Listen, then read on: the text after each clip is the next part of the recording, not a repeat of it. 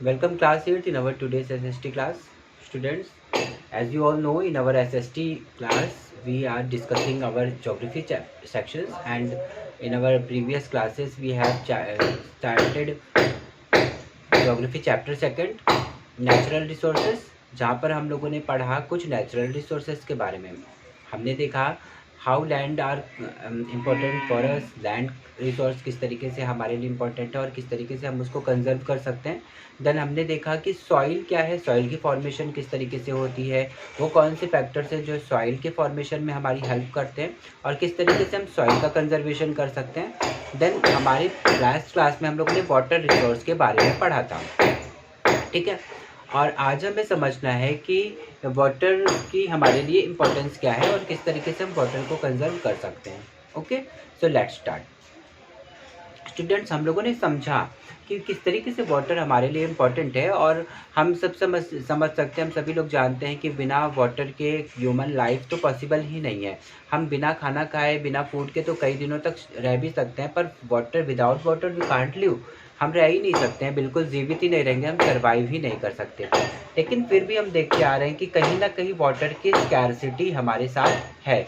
हम सबको पता है कि वाटर हमारे लिए इम्पोर्टेंट है इतना ज़्यादा, लेकिन फिर भी हमारे ह्यूमन एक्टिविटीज़ की वजह से वाटर जो है वो अपने क्वालिटीज़ को खो बैठा है ना। अब वाटर हमारे पास उस क्वालिटी में अवेलेबल नहीं है जिस क्वालिटी में हम के वाटर को हम हमारे फिट हम कहते हैं कि वो ड्रिंकिंग के लिए फिट है ना। तो इसका रिजल्ट है, हमारी ह्यूमन एक्टिविटीज़ का रिजल्ट है कि शॉर्टेज ऑफ वाटर यानी स्कैरसिटी ऑफ वाटर फेस करनी पड़ रही है। अगर आज हम प्रेजेंट टाइम की बात करते हैं तो प्रेजेंट टाइम में बहुत सारी कंट्रीज़, जैसे अगर हम बात करें तो most of the Africa, West Asia, South Asia और some parts of western USA, north west Mexico, parts of South America and Australia. तो हम देखते हैं कि इन सभी एरियाज़ में, इन सभी पार्ट्स के अंदर वाटर की स्कैरसिटी हो गई है। तो हम समझ सकते हैं कि अगर हम एक साइड पे हम ये भी कहते हैं कि वाटर नेचुरल रिसोर्स जो हमारा एक बहुत इंपॉर्टेंट नेचुरल रिसोर्स है, वो हमारे लिए इतना ज़्यादा ज़रूरी भी है, इम्पोर्टेंट भी है बहुत ज़्यादा, हम उसके बिना सर्वाइव भी नहीं कर सकते। फिर हम देख रहे हैं कि कितने सारी जगहों पर वाटर की स्कैरसिटी हो चुकी है। इसका मतलब है कि कहीं ना कहीं अभी तो स्कैरसिटी हुई है, अभी तो कमी है, केवल शॉर्टेज हो रही है। एक ऐसा टाइम आ सकता है जिस टाइम पर हमारे पास वाटर अवेलेबल ही नहीं होगा, और इसका मतलब हुआ कि अब ह्यूमन लाइफ भी पॉसिबल नहीं हो पाएगी, है ना। ह्यूमन का एग्जिस्टेंस भी ख़त्म हो जाएगा, ह्यूमन पूरी तरीके से एक्सटेंट हो जाएंगे, ख़त्म हो जाएंगे। ये इस चीज़ की भी पॉसिबिलिटी होती है अगर इस तरीके के इंपॉर्टेंट रिसोर्सेज हमारे पास नहीं रहते हैं, है ना। सबसे पहले क्या किया जा रहा है, जैसे ह्यूमन एक्टिविटीज़ है, बहुत सारी ह्यूमन एक्टिविटीज़ हैं जो वाटर को पल्यूट करती है। हम सब ने पढ़ा कि हमारे वर्ल्ड में, हमारे ग्लोब के अंदर, हमारे अर्थ पर बहुत ज़्यादा अमाउंट में मोर देन 70% जो हमारा एरिया है वो कवर्ड है वाटर से। बहुत ज़्यादा एरिया हमारा वाटर से कवर्ड है, फिर भी हम कहते हैं कि हमारे पास वाटर की कमी है ना।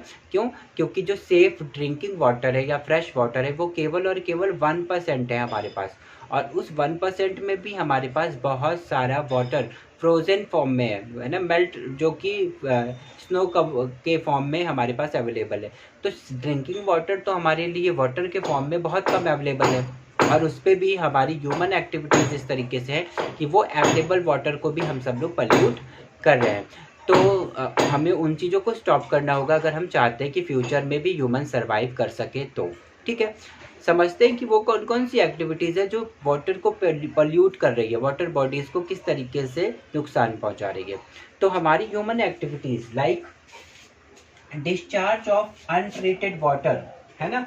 Untreated water means sewage water, जो हमारे घर से गंदा पानी निकलता है, हमारे सीवेज का वाटर होता है, वो कहीं ना कहीं हम लोग अनट्रीटेड होता है, वो डायरेक्टली सीधा का सीधा हमारे घर के बाहर के नालियों में जाता है, और वो जाकर कहीं ना कहीं जो भी वाटर बॉडीज़ हमारे घर के आसपास होंगी, रिवर होगा, पॉन्ड होगा, या कुछ भी इस तरीके की वाटर बॉडीज़ होंगी, वो उसमें जाकर मिल जाता है। जिससे क्या होता है कि वो वाटर जिसको हम फ्यूचर के लिए यूज़ कर सकते हैं, ड्रिंकिंग के लिए, अदर एक्टिविटीज़ करने के लिए जो हमारे वाटर के थ्रू हम करते हैं, वो कहीं ना कहीं हमारे लिए अवेलेबल नहीं रह जाता है ना। तो इस तरीके से ह्यूमन एक्टिविटीज़ बहुत हद तक वाटर को पल्यूट करती हैं, जैसे यहाँ पर सीवेज और अनट्रीटेड वाटर के को वहाँ पर बहाने की बात की जा रही है। इसके अलावा और क्या है, एग्रीकल्चरल केमिकल्स। हमारे एग्रीकल्चर में हम लोगों ने पढ़ा था, जब हम सॉइल का सेक्शन पढ़ रहे थे तो हम लोगों ने देखा था कि फार्मिंग में प्रोडक्शन को ज़्यादा बढ़ाने के लिए बहुत सारे केमिकल फर्टिलाइजर्स को यूज़ किया जाता है ना। तो जब हम केमिकल फर्टिलाइजर्स को यूज़ करते हैं तो वो हमारे प्लांट्स में, हमारे सॉइल में तो मिक्सड होता है, लेकिन जब रेनफॉल होती है तो वो उसके साथ वो पॉइजनियस होता है। केमिकल है भाई, तो पॉइजन तो है ही।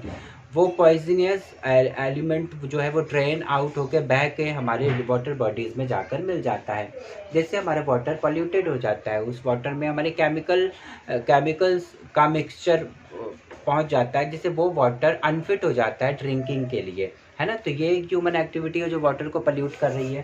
साथ ही साथ पर क्या हो रहा है, उसके अलावा इंडस्ट्रियल इफ्लुएंस। हम लोगों को पता है कि हमारे कंट्री के अंदर एग्रीकल्चर के बाद जो मोस्ट इम्पॉर्टेंट इकोनॉमिक एक्टिविटी है वो है इंडस्ट्रियल एक्टिविटीज़, है ना। इंडस्ट्रीज़ में, मैन्युफैक्चरिंग इंडस्ट्रीज़ में जो वर्क किए जाते हैं, वो मैन्युफैक्चरिंग इंडस्ट्रीज़ में डिफरेंट टाइप के केमिकल्स को यूज़ किया जाता है। बहुत सारे प्रोसेसेस वहाँ पर होते हैं, जिससे बहुत सारी गंदी चीज़ें, विषैली चीज़ें निकल के आती हैं, और उन चीज़ों को डायरेक्टली इंडस्ट्रीज से क्या किया जाता है, ड्रेन आउट करके वाटर बॉडीज़ में मिला दिया जाता है, यानी रिवर्स में मिला दिया जाता है, जिससे वो पॉइजनियस जो केमिकल एक तरीके से मिक्सड होता है उस लिक्विड में, या कई बार सॉलिड फॉर्म में ही पूरी गंदगी निकलती है, और वो जाकर हमारे वाटर को, रिवर को पल्यूट कर देती है।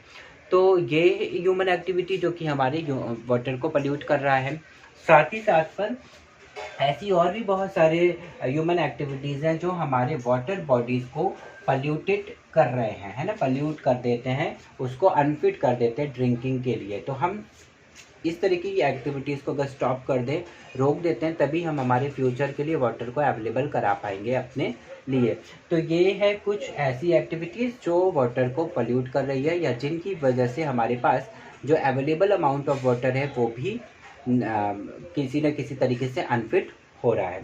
तो अब क्या करना होगा हमें, अब हमें उसके लिए क्या करना होगा, अब हमें यही कर सकते हैं कि जो भी अमाउंट में हमारे पास वाटर है, अगर हम चाहते हैं कि फ्यूचर में भी ह्यूमन सर्वाइव कर सके, हम सभी फ्यूचर जनरेशन में भी, या फिर हमारे खुद के लिए भी वाटर अवेलेबल हो फ्यूचर में, तो उसके लिए हमें वाटर को कंजर्व करना होगा, है ना, बचा के चलना होगा। हम यूज़ तो करेंगे ही भाई, अगर हम यूज़ नहीं करेंगे तो हम खुद भी सर्वाइव नहीं कर पाएंगे, लेकिन अगर हम उसे एक लिमिटेड अमाउंट में यूज़ करें, या एक सही पर्टिकुलर तरीके से उसको, वाटर रिसोर्स को अगर हम यूज़ करते हैं, तो निश्चित तौर पे वो हमारे लिए फ्यूचर के लिए भी अवेलेबल होगा। तो इसके लिए हमें कुछ कंजर्वेशन स्टेप्स लेने पड़ेंगे वाटर को कंजर्व करने के लिए। क्या क्या स्टेप्स हैं, वो क्या क्या हम ऐसा कर सकते हैं जिससे वाटर हमारे लिए कंजर्व हो पाए फ्यूचर के लिए, आओ समझते हैं। जैसे सबसे पहले स्टेप हम क्या ले सकते हैं, हम करेंगे फॉरेस्ट एंड अदर वेजिटेशंस। जैसे फॉरेस्ट और अदर वेजिटेशंस हमारे लिए किस तरीके से हेल्प करेंगे अगर हम वाटर कंजर्वेशन करना चाहते हैं तो।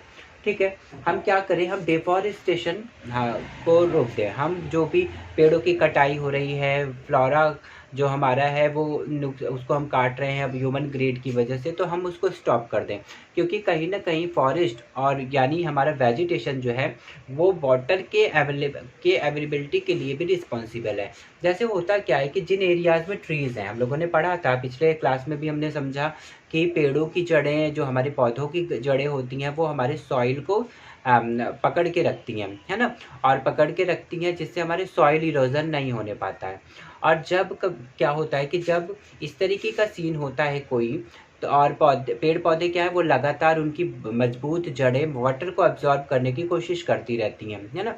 जब रेनफॉल होती है तो कई बार क्या होता है कि रेनफॉल हुई और बहुत तेज़ जब बारिश होती है तो तेज़ पानी क्या करेगा, बह के ढाल जिधर से भी पाएगा, स्लाइडिंग एरिया पाएगा, उधर से वो बह के वाटर बॉडीज़ में जाके मिक्स हो जाएगा, है ना, वहाँ चला जाएगा। पर अंडरग्राउंड में हमारे लिए वाटर अवेलेबल नहीं हो पाएगा। लेकिन उन एरियाज़ में जहाँ पर वेजिटेशन का कवर होता है, ट्रीज़ होते हैं, प्लांट्स होते हैं, वेजिटेशन होता है, वहाँ पर जब रेनफॉल होती है तो वो वाटर बहुत तेज़ी से बहकर नहीं जा पाता है, बल्कि वो सीप कर लेता है, यानी अब्जॉर्ब कर लेता है वहाँ का ग्राउंड उस वाटर को, जिससे उस जगह पर अंडरग्राउंड वाटर अवेलेबल हो जाता है ना। तो जैसे अंडरग्राउंड अगर अवेलेबल हो गया तो हमारे लिए वो वेल के थ्रू हमें मिल जाएगा, जो भी हमारे अदर वाटर बॉडीज़ हैं जिनके थ्रू हम जैसे हैंडपम्प हो गया तो वाटर को अवेलेबल करा पाएंगे अपने लिए, है ना। तो इसलिए अगर हम कहें कि पेड़ों को लगाएं और वेजिटेशन बढ़ाएं तो फिर हम काफ़ी हद तक हमारे लिए वाटर भी अवेलेबल करा पाएंगे फ्यूचर के लिए। ये एक बहुत ही इम्पोर्टेंट वाटर कंजर्वेशन स्टेप है। इसके अलावा क्या कर सकते हैं, इसके अलावा रेन वाटर हार्वेस्टिंग हम कर सकते हैं, यानी जब बारिश का पानी गिरता है तो हम उसे ऐसे वेस्ट बह ना जाने दें बल्कि हम उसको हार्वेस्टिंग कर लें। कैसे करते हैं ये काम, जैसे अगर हमारे पास हमारा हाउस है और हम लोग देखते हैं कि जब बारिश का पानी गिरता है तो हमारे हाउस की छत पे भी गिरता है और साथ ही साथ नीचे भी गिरता है। अब ये क्या होगा कि सारा वाटर बह के सिर्फ चला जाएगा जहाँ पर भी किसी भी वाटर बॉडी के अंदर, ठीक है। और हम सबको पता है कि जब रेनफॉल होती है तो वो जो वाटर होता है वो बिल्कुल साफ सुथरा पानी होता है ना, क्योंकि इवेपोरेशन के थ्रू हमेशा भाप बनकर जो हमारा ऊपर क्लाउड के फॉर्म में इकट्ठा होता है भाप, वो केवल और केवल वाटर होता है ना। तो प्योर वाटर ऊपर गया तो जब रेन होगी तो प्योर वाटर ही गिरेगी। तो ये वाटर हमारे लिए ड्रिंकिंग के लिए भले ही सूटेबल नहीं है, लेकिन हम अदर एक्टिविटीज़ लाइक इरिगेशन, सिंचाई कर सकते हैं, वॉशिंग बाथिंग जैसी एक्टिविटीज़ भी कर सकते हैं। तो उसके लिए हम क्या करेंगे, अपने छतों की सफाई कर दें रेनी सीजन आने से पहले, और एक बार रेन हो जाने दें, बारिश हो जाने दें, ताकि हमारी छत की धुलाई अच्छे से हो जाए, साफ हो जाए। इसके बाद क्या करेंगे कि हमारी छत को हम कनेक्ट करेंगे एक पाइप के साथ, और वो पाइप एक अंडरग्राउंड टैंक के साथ कनेक्टेड होगी, ठीक है। ये हमारा ग्राउंड है घर का, और हमने एक कुएं की तरह एक टैंक खुदाई की हुई है और उसमें उस पाइप को कनेक्ट कर दिया है। अब क्या होगा कि जब बारिश होगी तो साफ पानी जो हमारे छत पर इकट्ठा हो रहा था वो पाइप के थ्रू जाकर उस पूरे टैंक में, अंडरग्राउंड टैंक में हमारे पास कलेक्ट होकर रखा जाएगा। अब ऐसे टाइम पे, जिस टाइम पर हमारे पास वाटर की स्कैर्सिटी है, जिस टाइम पर रेनफॉल नहीं हो रही है और हमें इरिगेशन के लिए बहुत ज़्यादा अमाउंट में वाटर चाहिए, तो हम इस वाटर को यूज़ कर सकते हैं। साथ ही एनिमल्स को बात कराना, खुद बात करना, वॉशिंग करना किसी भी चीज़ की, और दूसरे जो भी वाटर के वर्क होते हैं वो भी हम आसानी से कर सकते हैं। तो इस तरीके से हम काफ़ी अमाउंट में फ्रेश वाटर को बचा रहे हैं। उन एक्टिविटीज़ को हम इस रेन वाटर के साथ कर ले रहे हैं जो हम कर सकते हैं, और हम सिर्फ पीने के लिए फ्रेश वाटर यूज़ करेंगे अगर, तो हम जो हमारे पास अवेलेबल अमाउंट है हम उसको काफ़ी मात्रा में बचा पा रहे हैं। नहीं तो फिर क्या होगा कि जो भी अवेलेबल है उसी में हम बाकी सारी एक्टिविटीज़ भी कर रहे हैं, ड्रिंकिंग भी कर रहे हैं, तो वो बहुत जल्दी से ख़त्म हो जाएगा, है ना। लेकिन हम जो काम रेन वाटर से कर सकते हैं वो रेन वाटर से कर लें, और सिर्फ ड्रिंकिंग के लिए फ्रेश वाटर को यूज़ करें, तो हम फ्यूचर के लिए वाटर को बचा पा रहे हैं। यानी कि वाटर कंजर्वेशन का ये स्टेप भी बहुत ज़्यादा इंपॉर्टेंट है। नेक्स्ट हम क्या कर सकते हैं, canals should be proper lined. जो कैनाल्स वगैरह होते हैं जहाँ से सिंचाई के लिए, नहर सिंचाई के लिए जो पानी आता है, तो वो क्या करने चाहिए, लाइंड होने चाहिए बिल्कुल। अगर स्ट्रेट है, सीधा साधा है, बहुत ज़्यादा घुमावदार नहीं है, क्योंकि ज़्यादा घुमावदार होगा तो बहुत ज़्यादा वाटर का अमाउंट उसमें चाहिए होगा। स्ट्रेट होगा तो कम वाटर भी हमारे उस कोने से इस कोने तक के बीच में अवेलेबल हो जाएगा। तो हम उस चीज़ को भी ध्यान में दें, और जब भी कैनाल्स बने तो कहीं पे ये देखें कि कहीं ऐसा तो नहीं कि वाटर के चैनल्स किसी ऐसे एरियाज़ की तरफ जा रहे हो जहाँ पर वाटर की ज़रूरत है ही नहीं। तो उन चीज़ों को भी अगर हम देखते चलें तो वाटर हम कंजर्व कर पाएंगे हमारे फ्यूचर के लिए। साथ में स्प्रिंकल इरिगेशन को अगर हम बढ़ावा दें, स्प्रिंकल इरिगेशन क्या होता है, इसमें हम क्या करते हैं कि वाटर जब हम फार्मिंग करते हैं और क्रॉपिंग करते हैं, और तो हमारी जो एग्रीकल्चर का ये पूरा एक्टिविटी होता है, इसमें इरिगेशन के टाइम पर हम कई बार हम लोग खुद भी देखते हैं कि बड़े से पाइप के थ्रू लगा दिया जाता है वाटर, और पूरे खेतों में पानी भर दिया जाता है। और इसमें कई बार ये होता है कि जितने अमाउंट में वाटर हमारे खेतों को चाहिए उससे कहीं बहुत ज़्यादा हम खेतों में भर देते हैं। तो ये क्या होता है कि वो वाटर तो हम जो कि जिससे कि 2 खेतों का काम हो सकता था, 2 ग्राउंड या 3 फील्ड्स को में इरिगेशन किया जा सकता था, वो एक ही फील्ड में हो जाता है। तो जो कि इतना ज़्यादा हमारे लिए ज़रूरत भी नहीं है इतने वाटर की। इसमें हम स्प्रिंकल इरिगेशन करते हैं, यानी स्प्रे के थ्रू हम करते हैं। जैसे हम लोग देखते हैं फाउंटेन्स होते हैं, फव्वारा होता है, उसमें वाटर निकलता है, हम कुछ उस तरीके से स्प्रे की तरह पूरे अपने जो भी इरिगेशन करनी होती है उसको करते हैं, जिससे वाटर का काफ़ी अमाउंट हम बचा पाते हैं, और हमारे पौधों को, हमारे क्रॉप्स को हम उतने अमाउंट में वाटर अवेलेबल करा पाते हैं जितना उनको रिक्वायर्ड होता है। तो अगर स्प्रिंकल इरिगेशन करते हैं तो भी हम वाटर को कंजर्व कर पा रहे हैं। इसके अलावा एक लास्ट स्टेप भी है ड्रिप इरिगेशन। ड्रिप इरिगेशन में क्या करते हैं, हम ड्रिपिंग के थ्रू मतलब ड्रॉप करके सिंचाई करते हैं, इरिगेशन करते हैं।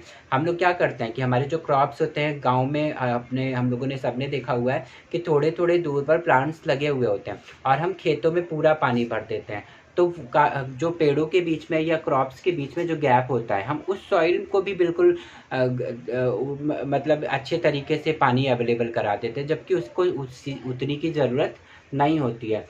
तो अगर हम ये करें कि हम केवल और केवल जहाँ पर हमारा स्टेम है, जहाँ पर जड़ है हमारे क्रॉप की, हम पर्टिकुलर उसी जगह पर ड्रॉप के थ्रू वाटर अवेलेबल कराएं और बाकी पूरे जो बीच के दो क्रॉप्स के बीच के या दो पौधों के बीच का जो गैप है उसको पानी ना उसमें डालें, तो हम बहुत हद तक पानी को बचा पाएंगे, वाटर को बचा पाएंगे, है ना।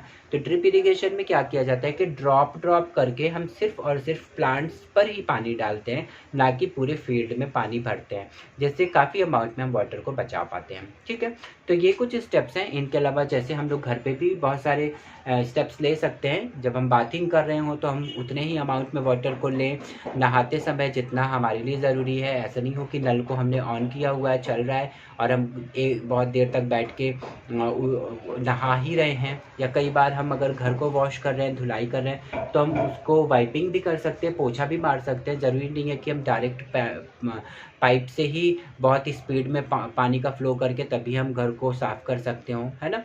और कई बार रेन के वाटर के साथ भी ये सारा काम हम अपने घरों पे कर सकते हैं।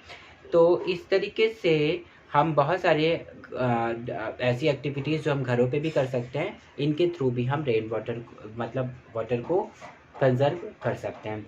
तो क्लास आई होप सबको समझ में आ गया होगा कि वाटर की इम्पोर्टेंस क्या है हमारे लिए और किस तरीके से हम वाटर की स्कैर्सिटी को कम कर सकते हैं, ख़त्म कर सकते हैं और वाटर को हमारे फ्यूचर जनरेशन के लिए और ख़ुद के लिए कंजर्व कर सकते हैं। ठीक है, तो ये जो चैप्टर है हमारा, इसमें हम नेचुरल रिसोर्सेज पढ़ रहे हैं, जहाँ पर हमने आज वाटर रिसोर्स को कंप्लीट कर लिया है।